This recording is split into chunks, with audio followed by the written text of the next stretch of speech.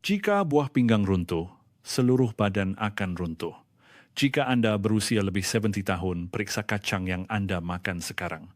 Saya akan mendedahkan tabiat senyap yang membuat buah pinggang Anda mereput. Izinkan saya berkongsi kisah Encik Kim, seorang warga emas berusia 75 tahun yang datang ke klinik saya.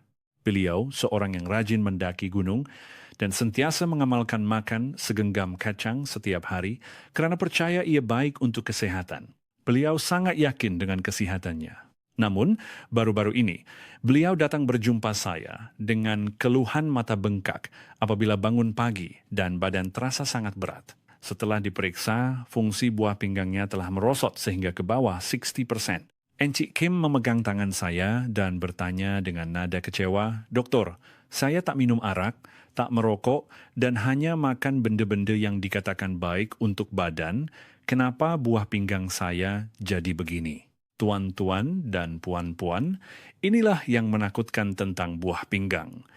Buah pinggang tidak akan mengeluarkan sebarang bunyi kesakitan, walaupun 80% daripadanya telah rosak. Itulah sebabnya kita memanggil buah pinggang sebagai pembunuh senyap.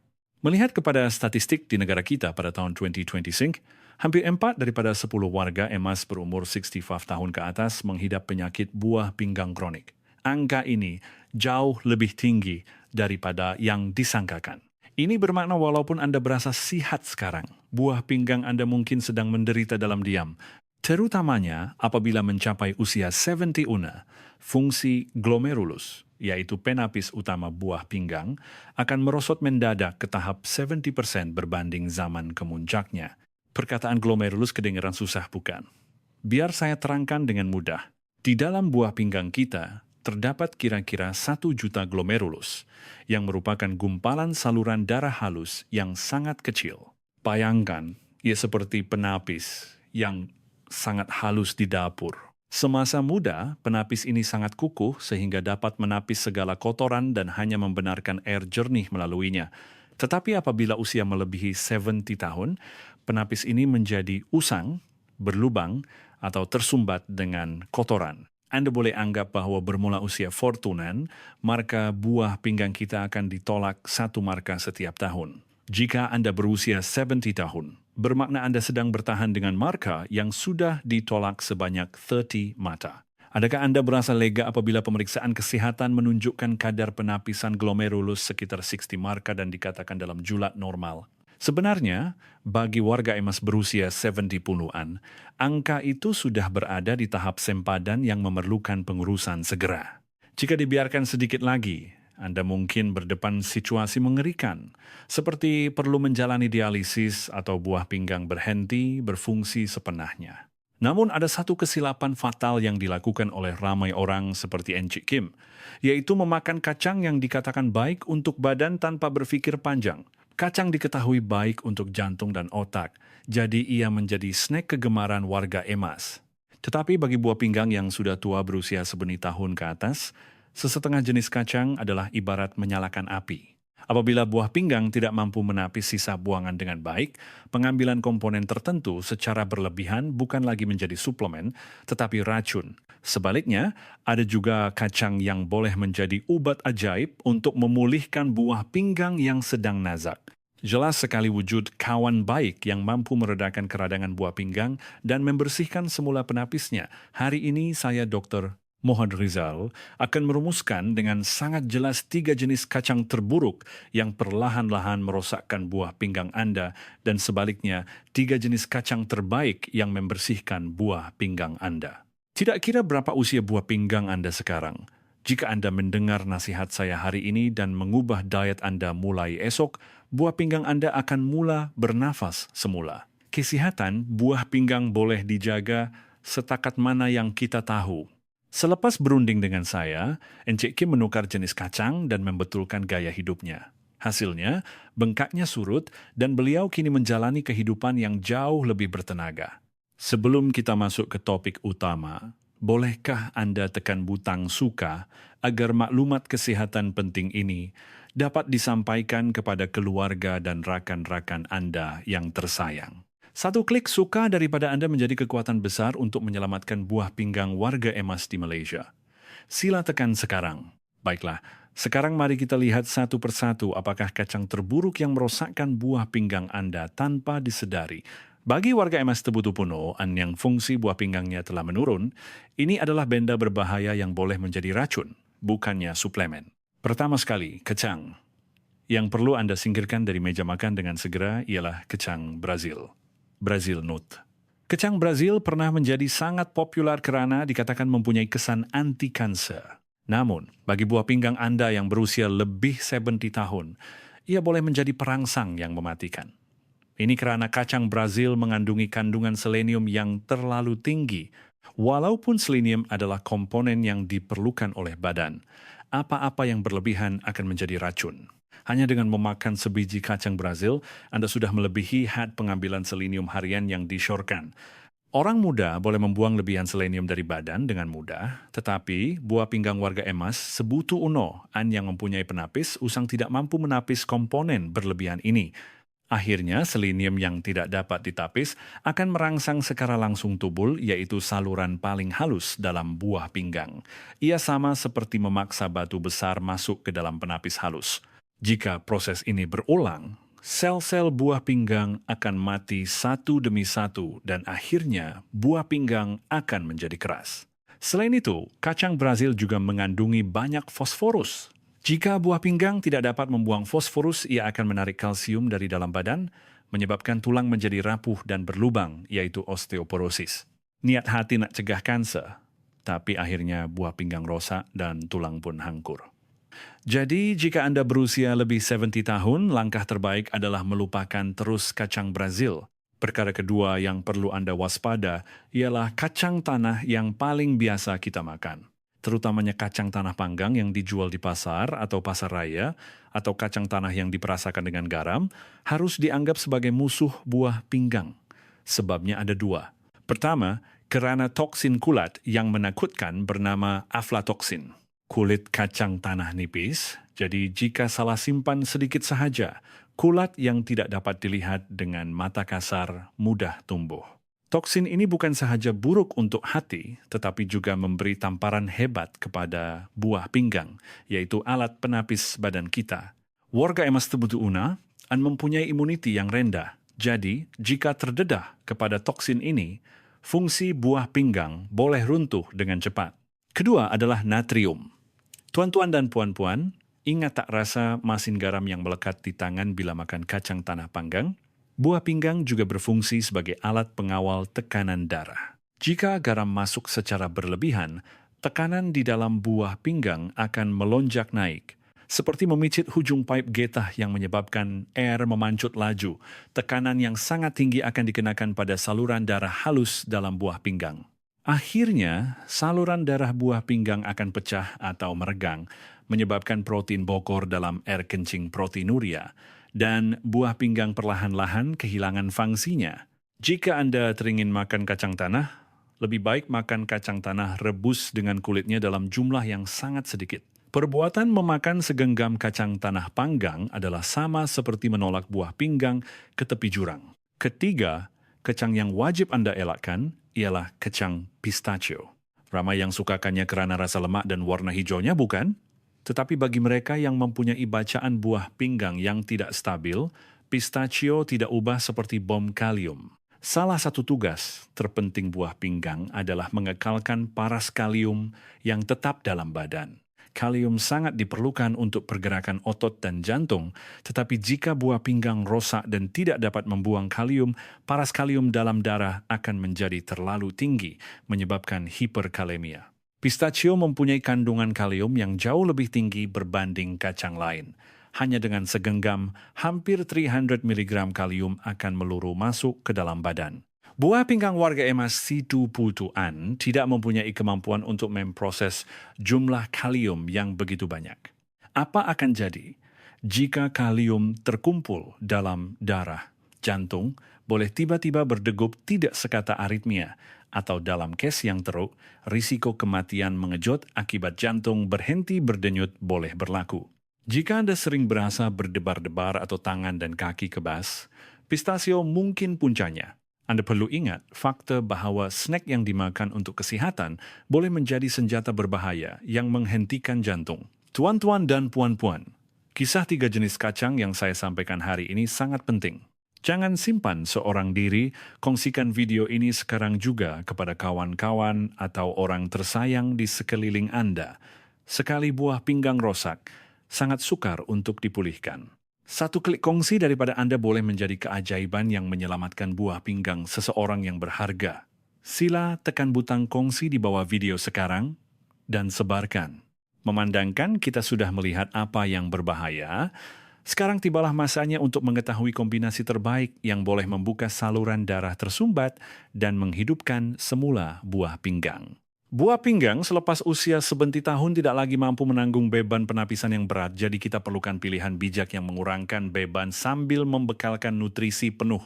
Pertama, kacang ajaib yang paling saya syorkan untuk warga emas 70 tahun ke atas ialah kacang pecan. Pekan boleh dianggap sebagai suplemen yang direka khas, seolah-olah hadiah daripada Tuhan untuk mereka yang mementingkan kesehatan buah pinggang. Ini karena di antara semua jenis kacang, pekan mempunyai kandungan kalium dan fosforus, yaitu 2 musuh utama buah pinggang, yang paling rendah. Tadi saya ada sebutkan bahwa masalah terbesar adalah keradangan pada glomerulus, penapis buah pinggang. Komponen antioksidan yang kuat dalam pekan bertindak seperti ahli bomba yang memadamkan keradangan pada glomerulus ini. Terutamanya, indeks ORAC yang menunjukkan tahap antioksidan dalam pekan adalah jauh lebih tinggi daripada kacang lain, menghalang sel-sel buah pinggang daripada menua, teroksida, dan menjadi keras. Bagi warga emas tibu tutunaan yang markah buah pinggangnya mula merosot, pekan adalah kawan yang sangat berharga dan selamat untuk dimakan dengan hati yang tenang. Kedua, kacang seperti permata yang akan melindungi saluran darah buah pinggang Anda dengan kukuh ialah kacang hazel. Hazelnut bukan sahaja sedap dan lemak, tetapi juga bertindak sebagai pengawal yang setia menjaga saluran darah halus buah pinggang kita. Ini berkat kandungan vitamin E dan mangan yang kaya dalam hazelnut. Tuan-tuan dan puan-puan, buah pinggang sebenarnya boleh dianggap sebagai gumpalan besar saluran darah halus. Hanya apabila saluran darah bersih dan anjal, barulah buah pinggang dapat berfungsi dengan baik. Nutrien dalam hazelnut menjadikan sel endotelium, yaitu lapisan nipis yang membaluti dinding dalam saluran darah, menjadi licin dan kukuh seolah-olah disapu minyak. Apabila saluran darah menjadi anjal dan sehat, darah dapat dihantar dengan baik ke setiap pelosok buah pinggang dan sisa buangan dapat ditapis dengan lebih langkar. Apabila mencapai usia tibu tulo, kebimbangan utama adalah saluran darah menjadi keras. Hazelnut adalah snack yang sangat berjasa karena ia meluaskan jalan ke buah pinggang supaya penapis tidak terbeban. Ketiga, penyokong kuat yang menghalang pembentukan batu karang yang menakutkan dalam buah pinggang ialah biji labu. Pasti ada dalam kalangan warga emas yang pernah menderita sakit batu karang. Kesakitannya dikatakan setanding dengan sakit bersalin. Biji labu sangat kaya dengan magnesium, dan magnesium ini secara langsung menghalang sisa kalsium daripada bergumpal menjadi batu di dalam buah pinggang. Mananya, ia membersihkan lantai buah pinggang lebih awal supaya sisa tidak terkumpul menjadi batu karang yang keras. Cuma ada satu perkara penting yang perlu diingat. Jika fungsi buah pinggang Anda sudah sangat merosot dan Anda didiagnosis dengan kegagalan buah pinggang kronik tahap 4 ke atas, Anda mesti mengawal jumlah pengambilan biji labu karena kandungan fosforusnya. Namun bagi warga emas setuju puntuan secara umum atau mereka yang baru mula risau tentang kesehatan buah pinggang di peringkat awal, tiada suplemen buah pinggang yang lebih berbaloi dan meyakinkan selain biji labu. Di sini, saya ingin menyentuh satu kebenaran penting yang sering menjadi tanda tanya. Ramai yang bertanya, "Doktor, orang sakit buah pinggang dilarang sama sekali makan fosforus. Tapi bukankah kacang juga banyak fosforus?" Namun, ada satu kejutan besar tersembunyi di sini. Fosforus dalam makanan diproses seperti ham, sausage, atau minuman seperti cola diserap 100% oleh badan kita dan menyiksa buah pinggang tanpa belas kasihan. Tetapi fosforus berasaskan tumbuhan yang terdapat dalam kacang seperti pekan atau biji labu terperangkap dalam jaring yang sangat kuat dipanggil phytate phytate. Jadi, walaupun ia masuk ke dalam badan, jumlah yang benar-benar diserap hanyalah 30% hingga 50%. Maknanya, fosforus dalam kacang semula jadi boleh dianggap sebagai fosforus baik yang boleh dikawal sendiri oleh badan kita. Jawabannya bukanlah mengelak semua kacang karena takut, tetapi memilih dengan bijak jenis yang berkhasiat tinggi dan tidak membebankan buah pinggang seperti pecan dan hazelnut. Itulah rahasia kesehatan yang sebenar. Buah pinggang Anda sedang bekerja tanpa henti 24 jam sehari untuk menjaga nyawa Anda yang berharga pada saat ini juga. Apa kata Anda membalas jasa buah pinggang yang baik itu dengan kacang-kacang bagus yang kita pelajari hari ini? Jika Anda rasa maklumat ini sangat bermanfaat dan ingin segera mengamalkannya demi buah pinggang Anda, sila tekan butang langgan, subscribe, dan lonceng notifikasi. Satu klik Anda memberi semangat yang sangat besar kepada saya untuk terus belajar dan menghasilkan video maklumat kesehatan yang saintifik dan bermanfaat. Jika Anda menetapkan notifikasi, Anda tidak akan terlepas rahasia pengurusan buah pinggang yang mengejutkan dan praktikal yang akan saya bawa nanti.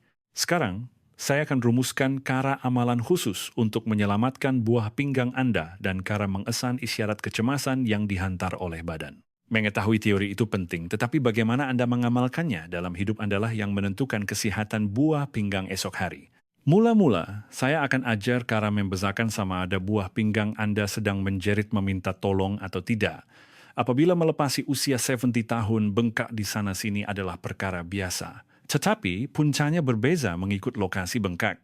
Jika bangun pagi dan bahagian sekitar mata atau muka kelihatan sangat bengkak, itu isyarat daripada buah pinggang. Buah pinggang mengawal air dalam badan, dan ia gagal memproses air yang berkumpul di bahagian muka semasa berbaring sepanjang malam. Sebaliknya, jika kaki atau pergelangan kaki bengkak pada waktu petang dan kesan stoking tertinggal dalam, kemungkinan besar itu isyarat jantung sedang kepenatan. Ada satu lagi isyarat palsu yang sangat penting, yaitu rasa gatal. Jika tiada ruam pada kulit, tetapi bahagian dalam badan terasa gatal merenyam, terutamanya pada waktu malam sehingga mengganggu tidur, itu mungkin bukan penyakit kulit, tetapi penyakit buah pinggang. Apabila buah pinggang gagal mengawal para sisa uremik dan fosforus dengan baik, toksin yang terkumpul dalam darah akan merangsang saraf dan menyebabkan kegatalan.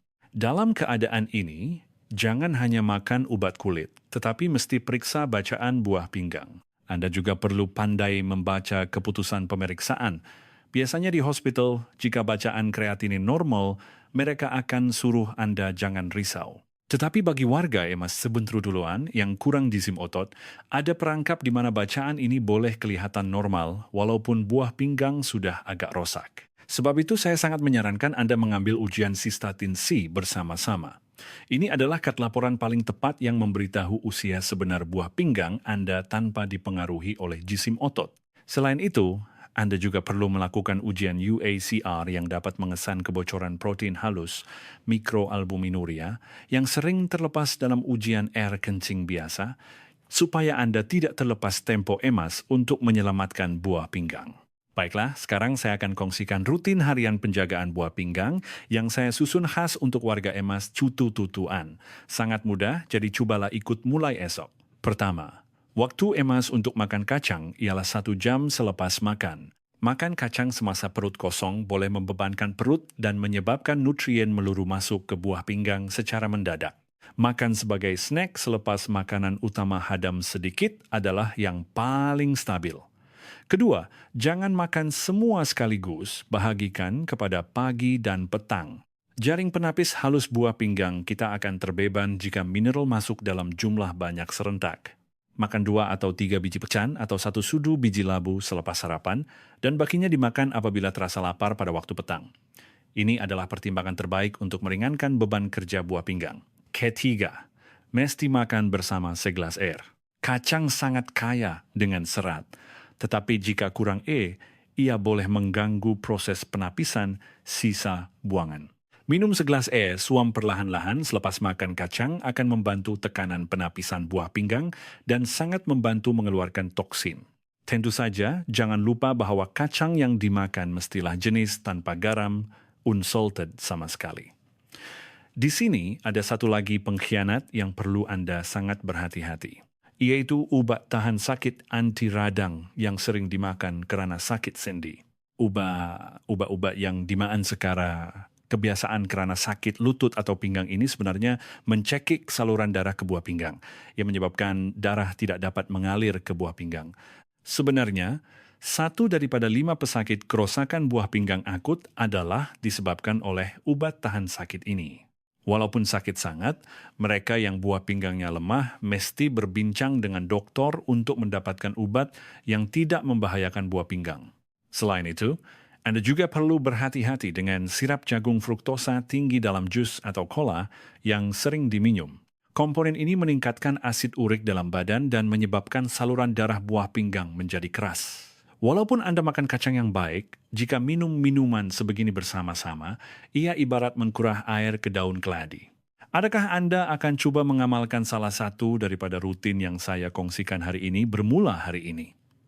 Jika Anda sudah bertekad sekarang, sila tinggalkan komen praktik atau nomor 1 di ruangan komen. Komen pendek Anda ini akan menjadi langkah pertama yang hebat menuju kehidupan yang sehat. Sambil kita saling memberi sokongan dan galakan di ruangan komen, tanpa disedari buah pinggang Anda juga akan kembali bertenaga. Tuan-tuan dan puan-puan, bagaimana perjalanan penjagaan buah pinggang bersama saya hari ini? Mungkin pada mulanya Anda berasa takut mendengar buah pinggang sedang rosak. Tetapi message yang saya ingin sampaikan hari ini ialah masa yang Anda rasa sudah terlambat, itulah sebenarnya masa paling cepat untuk bermula. Badan kita pasti akan memberi tindak balas yang jujur setimpal dengan usaha yang kita berikan. Wajah Encik Kim, cuba 15 tahun, yang saya temui semula di klinik kelihatan ceria. Ayah berlaku hanya 3 bulan selepas beliau berhenti makan kacang Brazil dan pistachio dan menukarnya kepada pekan dan hazelnut seperti yang saya sarankan. Paling penting, bengkak di sekitar mata yang menyeksanya setiap pagi telah hilang dan kegatalan teruk yang membuatnya menggaru seluruh badan setiap malam telah pulih sepenuhnya. Melihat keputusan ujian di mana bacaan buah pinggang yang berada pada tahap bahaya mulai stabil sedikit demi sedikit, saya turut berasa gembira sambil memegang tangan Encik Kim. Encik Kim berkata kepada saya, "Doktor, selama ini saya rasa sia-sia karena tindakan saya yang nak jadi sehat rupa-rupanya merosakkan badan, tapi lega rasanya bila dah tahu cara yang betul sekarang. Anda juga sama."